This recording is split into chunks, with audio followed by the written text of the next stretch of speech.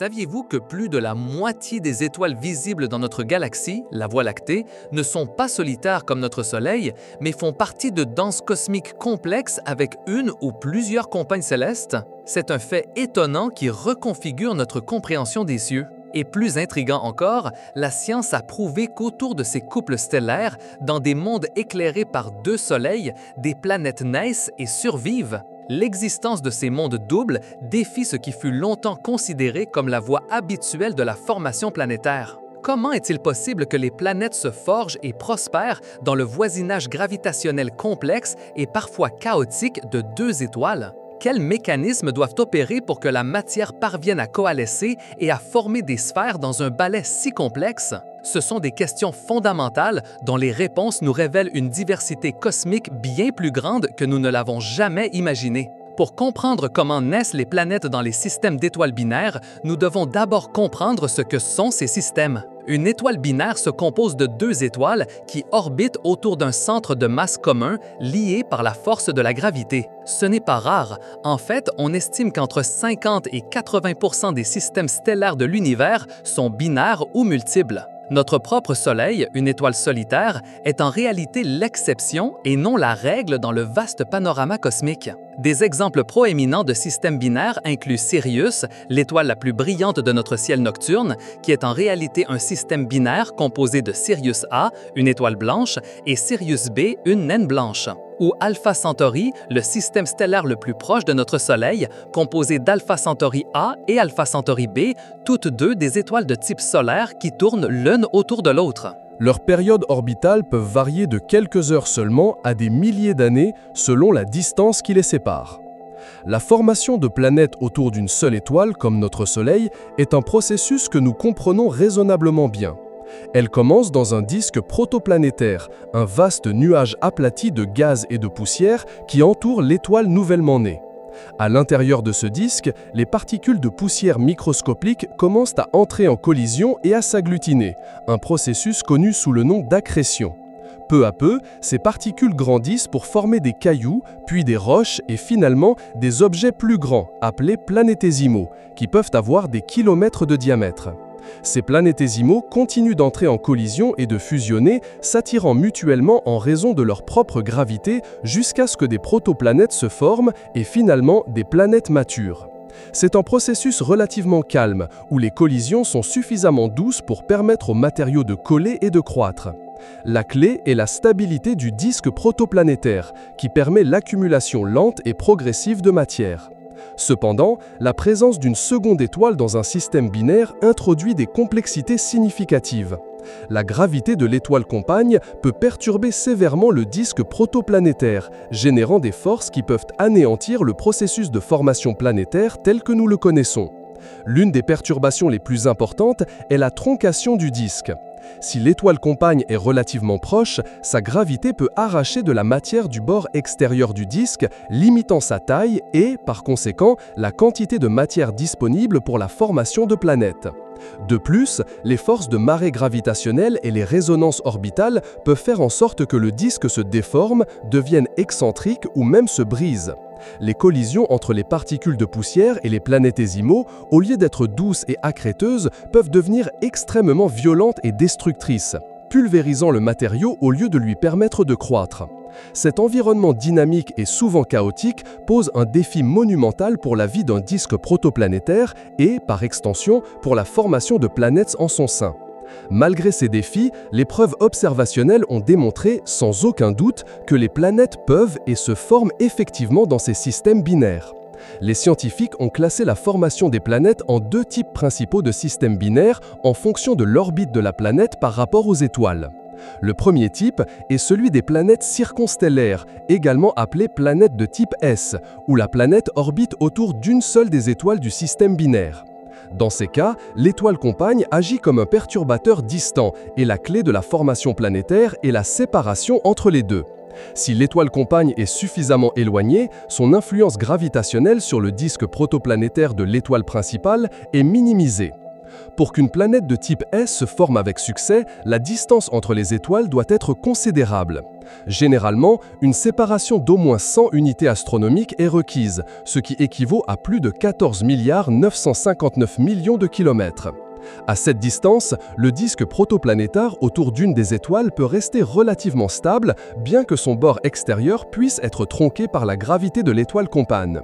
Ce disque tronqué contient encore suffisamment de matière et reste suffisamment calme dans ses régions internes pour permettre au processus d'accrétion, similaire à celui qui se produit autour d'étoiles solitaires, de donner lieu à la formation de planètes. Les observations de disques protoplanétaires autour d'étoiles individuelles dans des systèmes binaires largement séparés ont confirmé la présence d'anneaux et de lacunes suggérant la formation planétaire. Un exemple notable de planète de type S est Gamma Cephei AB, découverte en 1988 et confirmée en 2003. Ce géant gazeux, avec une masse d'au moins 1,6 fois celle de Jupiter, orbite Gamma Cephei A, une étoile similaire à notre Soleil. Sa compagne, Gamma Cephei B, est une naine rouge située à une distance d'environ 20 unités astronomiques, ce qui représente environ 3 milliards de kilomètres. Bien que cette séparation soit inférieure aux 100 unités astronomiques idéales pour une formation complètement tranquille, le système démontre que la formation de planètes reste possible même avec une perturbation plus proche. L'orbite de l'étoile compagne est relativement excentrique et a une période de 64 ans terrestre, permettant des fenêtres de plus grande stabilité pour le disque autour de Gamma Cephei A. Un autre cas fascinant est le système Alpha Centauri. Bien que l'existence d'une planète comme Alpha Centauri BB était ultérieurement réfutée, des études plus récentes, comme celle de l'Observatoire européen Sudal, ont signalé la possible présence d'Alpha Centauri AC et peut-être d'Alpha Centauri BC. Alpha Centauri A et B, qui sont des étoiles similaires à notre Soleil, sont séparées en moyenne par 23 unités astronomiques, ce qui équivaut à environ 3 440 millions de kilomètres. Cette séparation intermédiaire est cruciale, car si la proximité des étoiles rend difficile la stabilité de grands disques protoplanétaires environnants, elle pourrait néanmoins permettre la formation de planètes rocheuses plus petites sur des orbites proches de leurs étoiles individuelles. L'intense recherche sur Alpha Centauri souligne comment, dans les bonnes conditions, la complexe gravité de CES dans des systèmes binaires relativement proches peut, dans les bonnes conditions, permettre la genèse de mondes.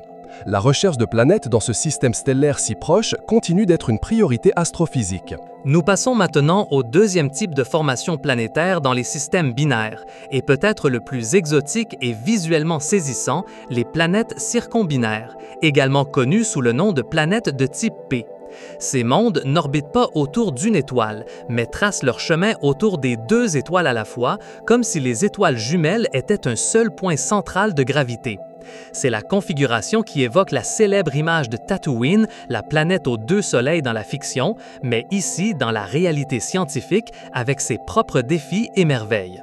Pour qu'une planète circombinaire se forme, les deux étoiles doivent être relativement proches l'une de l'autre, et la planète doit se former beaucoup plus loin de cette paire stellaire. La clé de la formation des planètes circombinaires réside dans la dynamique du disque protoplanétaire qui entoure les deux étoiles. Ce disque circombinaire est différent des disques circonstellaires. Il possède une cavité interne, une zone interdite où la gravité combinée des deux étoiles est trop chaotique et variable pour permettre à la matière de s'accumuler de manière stable. Cette zone d'instabilité s'étend sur environ 2 à 3 fois la séparation moyenne entre les deux étoiles. Par exemple, si les étoiles sont séparées par une unité astronomique, la zone interdite pourrait s'étendre jusqu'à 2 ou 3 unités astronomiques à partir du centre de masse binaire. Tout matériau qui s'aventure trop près de cette zone interne est rapidement expulsé ou accrété par les étoiles.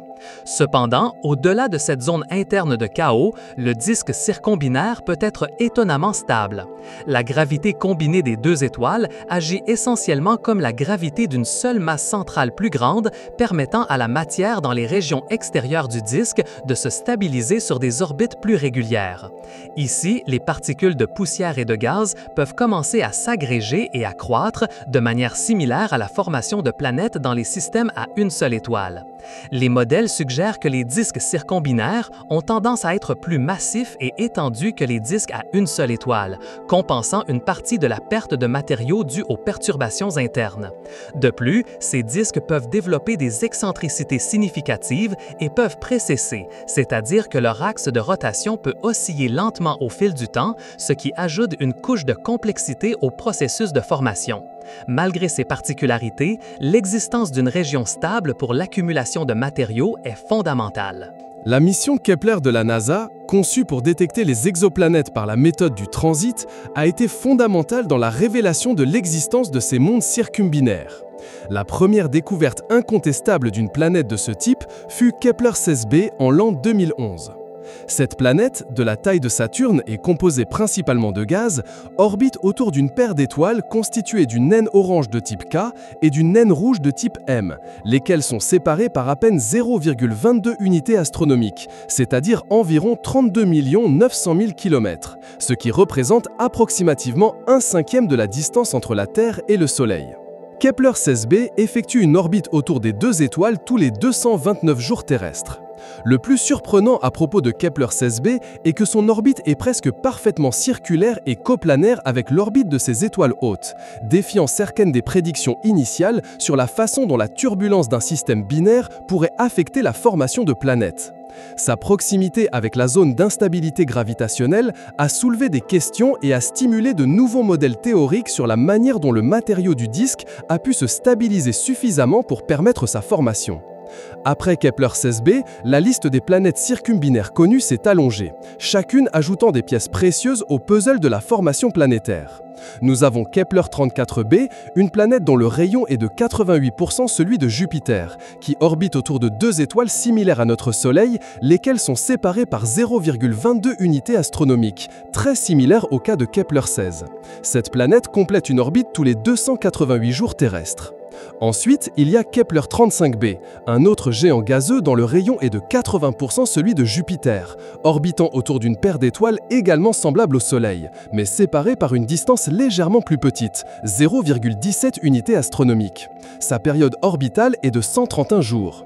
La cohérence de la taille de ces planètes, similaires à Jupiter ou Saturne, suggère que la formation de géants gazeux pourrait être plus favorable dans ces environnements dynamiques, peut-être parce qu'ils nécessitent moins de temps d'accrétion par rapport aux planètes rocheuses et peuvent se former à de plus grandes distances du centre binaire. Mais l'un des systèmes les plus révélateurs est Kepler 47, qui a démontré que non seulement une, mais plusieurs planètes peuvent coexister sur des orbites circumbinaires stables. Ce système se compose de deux étoiles, l'une d'une taille similaire à notre Soleil et l'autre une naine rouge beaucoup plus petite, séparée par une distance de seulement 0,0 unités astronomiques, ce qui en fait une binaire très proche, à environ 12 millions de kilomètres l'une de l'autre. Malgré cette proximité, Kepler 47 abrite trois planètes connues. Kepler 47b, la plus interne, avec une période orbitale de 31 jours. Kepler 47c, qui se trouve dans la zone habitable du système et complète une orbite tous les 303 jours.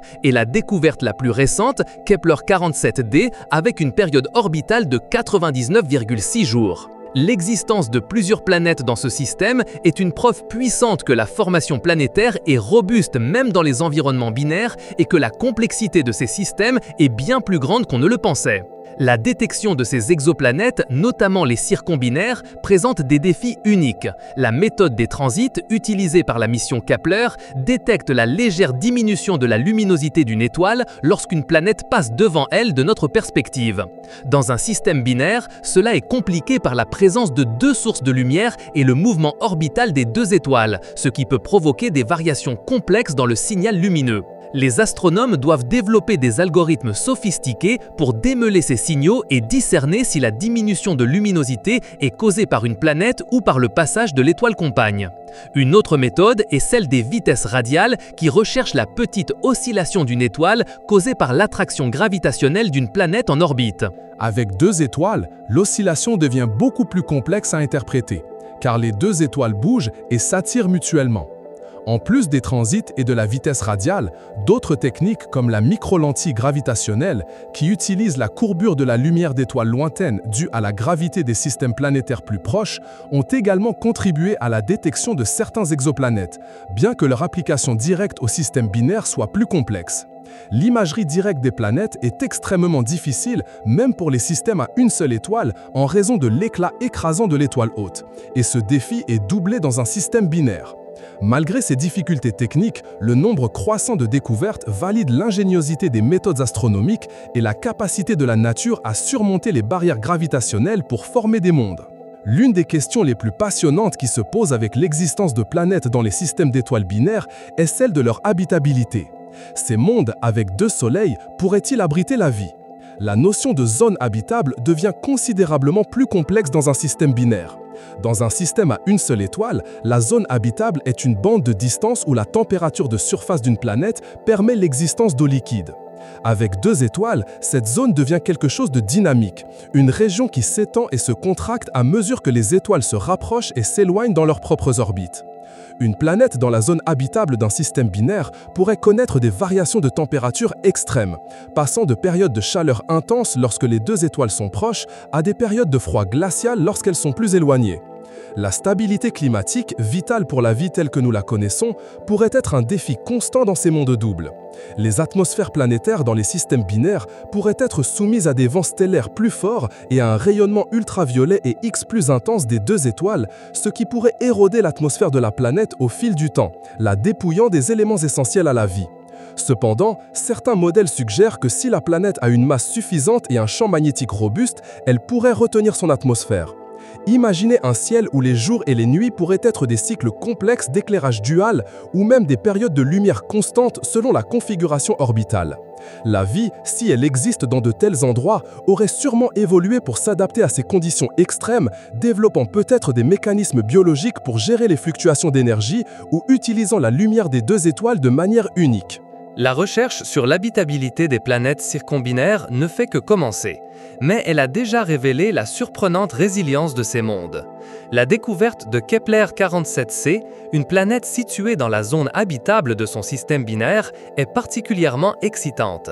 Bien que ce soit une géante gazeuse, elle pourrait abriter de grandes lunes rocheuses qui, à leur tour, pourraient être potentiellement habitables.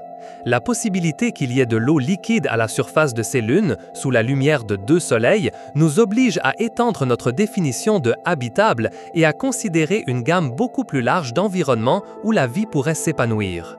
La prévalence des systèmes binaires dans l'univers, ajoutée aux preuves croissantes de planètes s'y formant, nous indique que ces mondes doubles pourraient être une partie très commune de la population exoplanétaire. Les modèles de formation planétaire s'adaptent pour inclure les effets gravitationnels complexes de 2 étoiles ou plus, affinant notre compréhension de la manière dont les planètes peuvent émerger dans ces conditions. Chaque nouvelle découverte d'une planète dans un système binaire n'élargit pas seulement notre catalogue d'exoplanètes, mais sert également de laboratoire naturel pour tester et améliorer nos théories sur la genèse planétaire.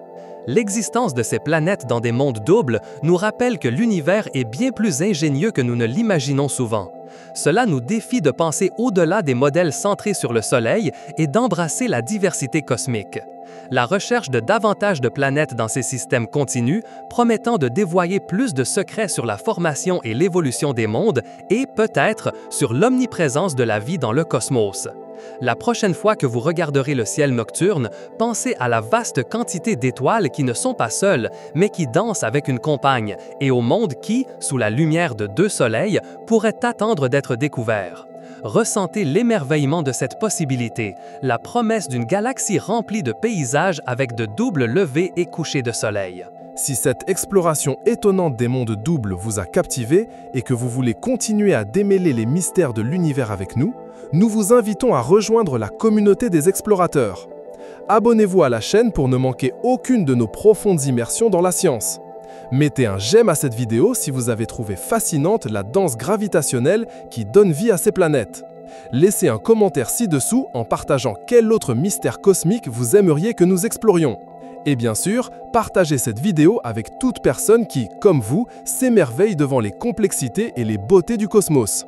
Votre soutien nous aide à continuer d'explorer les recoins les plus profonds de la connaissance.